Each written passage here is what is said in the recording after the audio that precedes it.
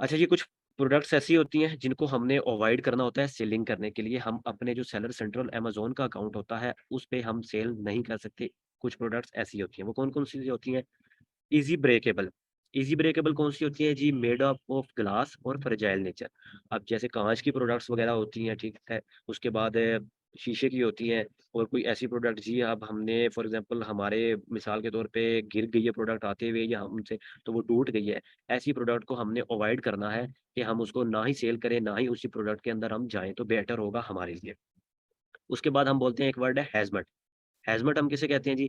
हैज़मट हम उस चीज़ को कहते हैं जो कि डेंजरस प्रोडक्ट्स होती हैं, जो कि एक है तेज़ाब टाइप आप समझ लें, ऑयल टाइप, ठीक है, पेट्रोल टाइप, जो कि ईज़िली आग को कैच कर सकें और वो अमेज़न के अगर वेयरहाउस में पड़ी होगी, तो उसके थ्रू, ऑयल के थ्रू, पेट्रोल के थ्रू, तेज़ाब के थ्रू, जो बाकी सब सेलर्स के स्टॉक वगैरह पड़ा है, डिफरेंट प्रोडक्ट्स वगैरह पड़ी है, उनको नुकसान हो, तो इन प्रोडक्ट्स को हम अवॉइड करते हैं और अमेज़न भी आपको मना करता है, इस प्रोडक्ट को आप ना सेल आउट करें। तो बेटर होगा आप पहले ही चेक कर लें कि ये कोई तेज़ाब या कोई डेंजरस प्रोडक्ट तो नहीं है, कोई ऑयल वगैरह ऐसा तो नहीं है जिसके थ्रू आग लग सकती है वेयरहाउस के अंदर, आप उन चीज़ों को अवॉइड करते हैं। अच्छा मल्टीपल वेरिएशंस वेरिएशंस हम उसे कहते हैं वेरिएशन वाली प्रोडक्ट्स को हम अवॉइड करते हैं जिसकी मल्टीपल वेरिएशन होती है। वेरिएशन हम किसे कहते हैं? वेरिएशन हम इसे कहेंगे अब एक फॉर एग्ज़ाम्पल एक प्रोडक्ट है, उसके 5 कलर हैं। एक का रेड है, उसी अब प्रोडक्ट सेम है, साइज़ भी सेम है, प्रोडक्ट भी सेम है, उसकी जो डिज़ाइन भी सेम है, सब कुछ सेम है। लेकिन उसके अंदर क्या है, उसके कलर 5 हैं। अब जो 5 आपको कलर नज़र आ रहे होंगे, वो उसको हम बोलते हैं वेरिएशन। उसको हम वो कलर की भी हो सकती है, साइज़ की भी हो सकती है, क्वालिटी की भी हो सकती है। अब एक प्रोडक्ट है, उसके 5 कलर हैं, अब आप किस तरह रिकॉग्नाइज़ करेंगे या किस तरह देखेंगे कि हमें कौन-सा कलर चूज़ करना चाहिए ताकि हम इसकी सेल ले सकें? तो वो आपके लिए थोड़ा-सा फाइंड आउट करना मुश्किल हो जाएगा। अब जैसे साइज़ की कौन-सी हो सकती है? जैसे शूज़ कैटेगरी है। अब शूज़ कैटेगरी के अंदर आप खुद देख लें, शूज़ एक है, कलर भी एक है उस शूज़ का फॉर एग्ज़ाम्पल, लेकिन उसके कलर और भी हो सकते हैं। आपका उसका कलर फॉर एग्ज़ाम्पल एक है, अब उसके साइज़ेज़ कितने हैं? किसी को 7 नंबर आता होगा, किसी को 8 आता होगा, किसी को 5 आता होगा, किसी को 6 आता होगा। तो वो थोड़ा मुश्किल हो जाता है आपके लिए थोड़ा-सा ना एनालिसिस करना कि किस वेरिएशन की सेल्स सबसे ज़्यादा है।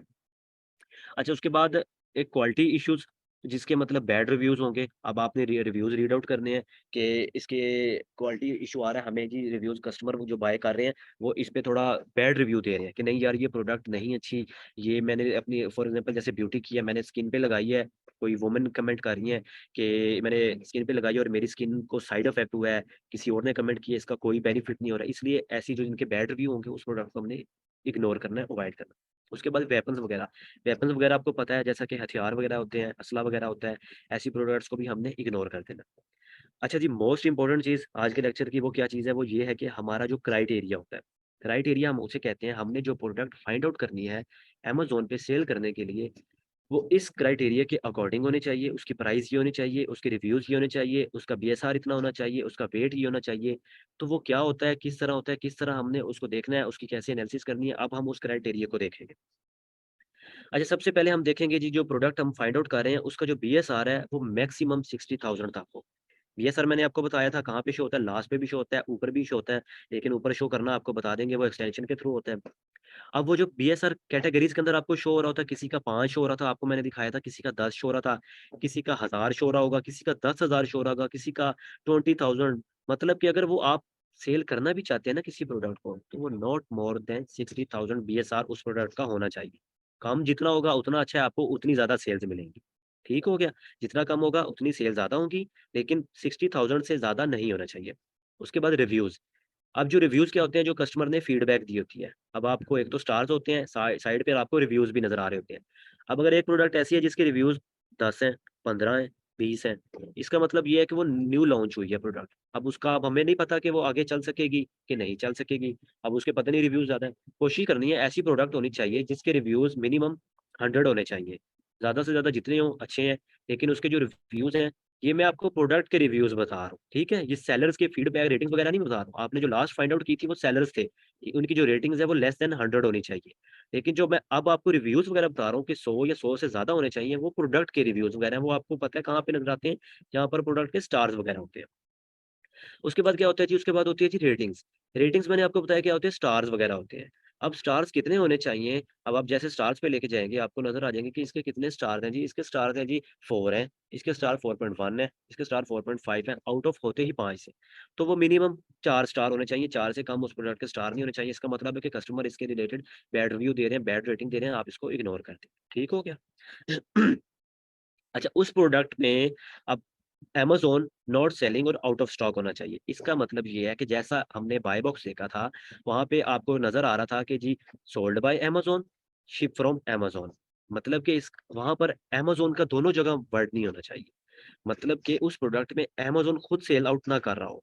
या तो सेलर्स बैठे हों एफबीए या फिर एफबीएम सेलर्स बैठे हों। लेकिन अगर दोनों जगह पे अमेज़न का नाम लिखा हुआ है सोल्ड बाय में भी और शिप फ्रॉम में भी, इसका मतलब है इस प्रोडक्ट को अमेज़न सेल आउट कर रहा है। अब हम अमेज़न वाली प्रोडक्ट में ना जाने की रीज़न क्या है? वो रीज़न ये है कि अब हम अमेज़न को कम्पीट नहीं कर सकते, कॉम्पिटिशन नहीं कर सकते। अमेज़न तो किसी भी टाइम उस प्रोडक्ट की प्राइस डिक्रीज़ कर सकता है और सेल ले सकता है। अब आपने एक प्राइस कैलकुलेट की थी कि यार अब मैंने इसको सेल आउट करना है $25 की। अब अमेज़न क्या करता है, अब आपको प्रॉफिट हो रहा है $25 पे $4, $5, $10, अमेज़न उसको $10 पे भी सेल आउट कर सकता है। अमेज़न को तो कोई फ़र्क नहीं पड़ेगा। अब अगर आप $10 की सेल आउट करेंगे, इतनी तो आपकी कॉस्ट हो सकती है, इससे ज़्यादा आपको 3PL की कॉस्ट पड़ सकती है, शिपिंग भी पड़ सकती है। तो इस तरह हम इग्नोर करेंगे उस प्रोडक्ट को जिसमें अमेज़न बैठा होगा खुद। अच्छा, उसके बाद new offers, number of sellers, मतलब कि जो न्यू ऑफर का मतलब है कि जो उसमें सेलर्स बैठे हुए हैं, वो कम से कम 4 होने चाहिए, मैक्सिमम की कोई लिमिट नहीं है। मिनिमम 4 होने चाहिए, 4 सेलर होने चाहिए, मैक्सिमम की कोई लिमिट नहीं है। जो कि ये न्यू ऑफर आपको नज़र आ रहा है ना, यहाँ पे प्रोडक्ट का था सेलर्स नज़र आ रहे थे, तो वो सेलर्स आपने देखने मिनिमम 4 होने चाहिए। अब उन मिनिमम 4 सेलर के अंदर एट लीस्ट 2 एफबीए सेलर होने चाहिए। अब आपको पता है एफबीए सेलर कौन-से होते हैं? वो जो फुलफिलमेंट बाय अमेज़न कर रहे होते हैं, मतलब कि सोल्ड बाय उस सेलर का नाम और शिप फ्रॉम अमेज़न, मतलब कि 2 सेलर 4 में ऐसे होने चाहिए जो कि एफबीए कर रहे हों। चाहे फिर बाकी सारे एफबीएम हों, चाहे फिर सारे कोई भी हों, कोई फ़र्क नहीं पड़ता। लेकिन उस प्रोडक्ट में कम से कम 2 सेलर ऐसे होने चाहिए दो जो कि एफबीए कर रहे हों। अच्छा, उस पैकेज वेट, मतलब कि उस प्रोडक्ट का जो वेट होना चाहिए अंडर 2 केजी, मतलब कि 2 किलोग्राम के अंदर-अंदर उस प्रोडक्ट का वेट होना चाहिए, उससे ज़्यादा नहीं होना चाहिए। इससे फिर आपको शिपिंग पड़ सकती है, आपको वेयरहाउस की स्टोरेज फीसेस पड़ सकती हैं, आपको डायमेंशन के हिसाब से आपको काफ़ी चार्जेज़ अमेज़न आपसे डिडक्ट कर सकता है। अच्छा, उसके बाद होता है जी रेवेन्यू। रेवेन्यू हम किसे कहते हैं जी? वो मिनिमम 5,000 होना चाहिए। रेवेन्यू का मतलब ये है कि जो प्रोडक्ट अमेज़न पे सेल आउट हो रही है, वो 1 माह के अंदर कम से कम $5,000 जनरेट कर रही हो। वो किस तरह चेक करते हैं, वो भी मैं आपको बताऊँगा कि आपने रेवेन्यू एक प्रोडक्ट का किस तरह चेक करना होता है। उसके बाद आ जाती है जी प्राइस। अब प्राइस उस प्रोडक्ट जो आप फाइंड आउट कर रहे हैं, उसकी मिनिमम प्राइस $15 होनी चाहिए। $15 प्राइस क्यों होनी चाहिए और मैक्सिमम की लिमिट नहीं है। मिनिमम प्राइस 15 होने का मतलब ये है, अब आप ज़ाहिर-सी बात है आपने प्रोडक्ट पीछे से बाय भी करनी है, आपने शिपिंग भी देनी है, आपने 3PL वाले को भी चार्जेज़ देने हैं, आपने एफबीए फीसेस भी डिडक्ट करवानी है जो कि अमेज़न ने डिडक्ट करनी है। तो जब आप फॉर एग्ज़ाम्पल $10 वाली प्रोडक्ट को सेल आउट कर रहे हैं, तो आपको एफबीए फीसेस भी पड़ रही हैं, आपको शिपिंग भी पड़ रही है, आपको 3PL वाले चार्जेज़ भी काट कर रहे हैं, आपको पीछे से कॉस्ट ऑफ प्रोडक्ट जिस वेबसाइट से आप बाय कर रहे हैं, तो आपने क्या प्रॉफिट लेना है? अब आपने $1 थोड़ी ना प्रोडक्ट में से निकालना है। तो कम से कम 15 होनी चाहिए, मैक्सिमम की कोई लिमिट नहीं होनी चाहिए। अब वेरिएशन वही जो मैंने आपको बताया है, अगर आप कोई प्रोडक्ट में जा भी रहे हैं, तो उसकी नॉट मोर देन 4 वेरिएशन, मतलब 4 वेरिएशन वाली प्रोडक्ट के साथ आप जा सकते हैं, लेकिन फिर भी आपने शुरू में इग्नोर करना है, आप विदाउट वेरिएशन वाली प्रोडक्ट में जाएँ तो। अच्छा, उसके बाद हमारे कुछ टूल्स वगैरह हैं, हमारी कुछ एक्सटेंशंस वगैरह हैं, जो कि हाँ, आज आपको वो भी बताऊँगा कौन-कौन सी एक्सटेंशंस हैं और आपने किस तरह उन एक्सटेंशंस को ऐड करना है, वो भी मैं आपको आज वाले लेक्चर में कवर करवाता हूँ। अच्छा, सबसे पहले होता है जी कीपा। कीपा क्या जी? कीपा एक टूल का नाम है। कीपा बड़ा इम्पोर्टेंट टूल है। हमने जो सारी एनालिसिस वगैरह करनी होती है, वो हमने करनी होती है कीपा के थ्रू। ये आपको नाम थोड़ा-सा अजीब-सा लग रहा हो जी, कीपा क्या नाम है? कीपा एक टूल है। कीपा के थ्रू अब कीपा हमें बताता है जी, हम प्राइस हिस्ट्री चेक करते हैं प्रोडक्ट की कि इसकी 3 माह में, साल में, 1 माह में, 1 हफ्ते के अंदर कितनी प्राइस हिस्ट्री रही है, डाउन तो नहीं हुई ज़्यादा। इसके थ्रू हम अपनी प्राइस की जो फ्यूचर प्रेडिक्शन होती है, वो कर लेते हैं। अब उसके बाद बाय बॉक्स रोटेशन देखते हैं कि क्या वाक़ई बाय बॉक्स सबको मिल रहा है, कितने टाइम बाद मिल रहा है, कितने घंटों बाद मिल रहा है, कितने दिन बाद मिल रहा है और कितना-कितना सेलर्स के पास स्टॉक अवेलेबल है। वो सारे जो स्टैट्स होते हैं, वो हम देखते हैं कीपा के थ्रू। कीपा एक बहुत इम्पोर्टेंट टूल है, हमारा सबसे ज़्यादा जो इम्पोर्टेंट रोल होगा टूल्स का, वो कीपा का होगा। उसके बाद होता है जी हीलियम 10। हीलियम 10 भी एक टूल का नाम है, इसके थ्रू हम सेल्स वगैरह देखते हैं। ये एक पेड टूल है, कीपा भी पेड है, लेकिन जो हीलियम है, ये भी पेड है, लेकिन हम हीलियम को हम नहीं देखेंगे। अगर हमने सेल्स ही देखनी है, तो हम ये एक एफबीए टूल किट एक टूल है, फ्री ऑफ कॉस्ट है, एक यहाँ से भी देख सकते हैं अपनी सेल्स वगैरह को। एक होता है हमारे पास जीएस सेल्स एस्टिमेटर, ये इसको हम जीएस बोलते हैं हम जंगल स्काउट। अब आपको कुछ नाम ऐसे लग रहे होंगे कि अजीबो-गरीब नाम है, लेकिन ये टूल्स के नाम होते हैं। कीपा हो गया, हीलियम हो गया, जंगल स्काउट, जीएस इसे हम बोलते हैं। अब ये हमें बता देते हैं जी कि इस प्रोडक्ट के इतने यूनिट सेल आउट हो रहे हैं 1 मंथ के अंदर। एफबीए टूलकिट भी आपको बता देगा और आपको जेएस सेल्स एस्टिमेटर भी बता देगा। गूगल से हम इसको सर्च करेंगे, आपको ये बता देंगे। अच्छा, उसके बाद क्या होता है जी, उसके बाद एक एक एक्सटेंशन का नाम है जी स्कैन अनलिमिटेड एक्सटेंशन। ये एक एक्सटेंशन का नाम है जी। इसके थ्रू हम चेक करते हैं जी अपनी आईपी कंप्लेंट। आईपी हम बोलते हैं जी इंटेलेक्चुअल प्रॉपर्टी। इंटेलेक्चुअल प्रॉपर्टी क्या होता है, अब जो ब्रांड है, वो एक रिस्ट्रिक्शन लगा देता है जी इस प्रोडक्ट पे। अमेज़न को कह देता है कि या तो इस प्रोडक्ट को हम सेल आउट कर सकते हैं, या इस प्रोडक्ट को वो सेलर सेल आउट कर सकता है जिसको हमने अप्रूवल दी होगी, जिसके पास हमारा ऑथराइज़्ड लेटर होगा, हमारी इनवॉइसेज़ होंगी। तो वो अब उस पे उसको कहते हैं हम आईपी कंप्लेन। अब वो प्रोडक्ट ऐसी, ये इस टूल के एक्सटेंशन के थ्रू हम देखेंगे क्या इस पे आईपी कंप्लेन तो नहीं है। अगर हम इस प्रोडक्ट को सेल आउट करना चाहते हैं, अगर ये हमारे लिए अच्छी प्रोडक्ट है, तो इस पे आईपी कंप्लेन नहीं होनी चाहिए। वो हमें आईपी कंप्लेन चेक करने के लिए स्कैन अनलिमिटेड बताती है। अच्छा, उसके बाद होती है जी seller assistant app. Seller assistant app हम किसे कहते हैं, सेलर असिस्टेंट ऐप के थ्रू हम प्रोडक्ट की ऑथेंटिसिटी चेक करते हैं। हम ऑथेंटिसिटी बोलते हैं उसको कि इस प्रोडक्ट की क्वालिटी को। क्या ये प्रोडक्ट ओरिजिनल है? क्या ये प्रोडक्ट कॉपी है? क्या ये प्रोडक्ट मतलब ठीक है, अच्छी है? तो वो ऑथेंटिसिटी हमें बताती है जी सेलर असिस्टेंट ऐप। ठीक हो गया? ये भी एक एक्सटेंशन है, फ्री ऑफ कॉस्ट है, ये भी आपको ऐड करना बताती है। उसके बाद होती है जी डीएस क्विक व्यू। अच्छा, डीएस क्विक व्यू एक एक्सटेंशन है। अब हमने फॉर एग्जांपल अमेज़न पे आके हमने प्रोडक्ट्स निकाली, हमारे सामने हज़ारों प्रोडक्ट्स शो होने लगी।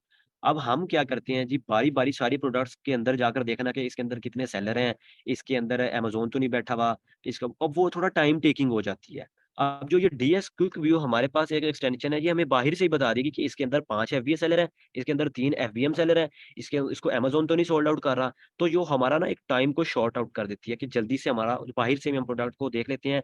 अगर तो उसके अंदर अमेज़न भी बैठा हुआ है और अगर उसके अंदर एफबीए सेलर नहीं है, तो हम उसको बाहर से ही इग्नोर कर देते हैं। ठीक हो गया? ये थोड़ा हमें जल्दी बता देती है। उसके बाद होता है जी सेलर ऐड ऑन। अब ये सेलर ऐड ऑन क्या है? एक एक्सटेंशन है, फ्री ऑफ कॉस्ट है। इस ये हमें बताती है कि जो आप सेलर्स फाइंड आउट कर रहे हैं, एफबीए सेलर्स हैं, उनके पास कितना-कितना स्टॉक अवेलेबल है। अब आपको बता देगा एक सेलर बैठा हुआ है, उसके पास 100 क्वांटिटी है, मतलब वो इस प्रोडक्ट के 100 यूनिट लेके बैठा हुआ है अमेज़न के वेयरहाउस में। इसी तरह एक के पास 10 है, इसी के बाद एक के पास 15 है। तो वो जो हम स्टॉक देखने के लिए जो यूज़ करते हैं, वो होती है सेलर ऐड ऑन। उसके बाद होता है जी अमेज़न रेवेन्यू कैलकुलेटर। ये इसके थ्रू हमने अपना प्रॉफिट कैलकुलेट करना होता है। ये एक बना बनाया कैलकुलेटर होता है। इसी के अंदर अगर आप एसिन डालेंगे ना, जो प्रोडक्ट आप फाइंड आउट कर रहे हैं, आपने एसिन उठाना है।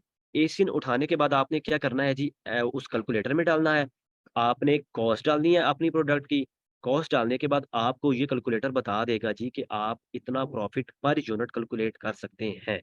अगर आप 10 यूनिट्स का कैलकुलेट करना चाहते हैं, सिंपल आप 1 की जगह 10 लिख दें, तो आपको वो 10 यूनिट का प्रॉफिट कैलकुलेट करके बता देगा। तो ये थी हमारी टूल्स वगैरह, ये थे हमारी एक्सटेंशन वगैरह जो हम कवर करेंगे। ये कीपा का यूसेज वगैरह, रिवर्स सोर्सिंग, कीपा के थ्रू हम किस तरह हंटिंग करेंगे, कीपा के थ्रू हम किस तरह प्रोडक्ट्स वगैरह, अगर हम सेलर्स फाइंड कर रहे हैं, एक की हमारी हंटिंग वो होती है, एक हमारी हंटिंग होती है कीपा के थ्रू। उसके बाद होती है जी मैनुअल हंटिंग। मैनुअल हंटिंग क्या होती है जी, हमारी हमने जो सेलर्स फाइंड आउट किए होंगे, मैंने आपको टास्क दिया था कि आपने ऐसे सेलर्स फाइंड आउट करने हैं जो कि जिनकी रेटिंग्स वगैरह लेस देन 100 होगी। अब उन सेलर्स के स्टोर फ्रंट पे जाकर जो हमने प्रोडक्ट फाइंड आउट करते हैं, उनको हम बोलते हैं मैनुअल हंटिंग, सेलर स्पाइंग उसको बोलते हैं। जो मेन वर्ड है उसको कहते हैं हम सेलर स्पाइंग, और उसको हम मैनुअल हंटिंग भी कहते हैं। तो इसी तरह आज हमने ये कवर किया।